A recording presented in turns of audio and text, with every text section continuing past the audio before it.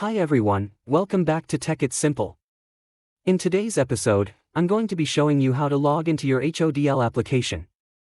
So, let's dive into the video right away. Launch or open HODL application from your app drawer, and from the main homepage, tap on the human icon at the lower right. Now, from the Accounts tab, tap on Account on the right, and then select one of the signing methods from the list.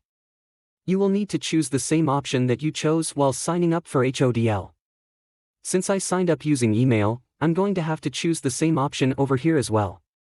Simply tap on the Login button, and then in the Login area, go ahead and enter your email or username in the first text box.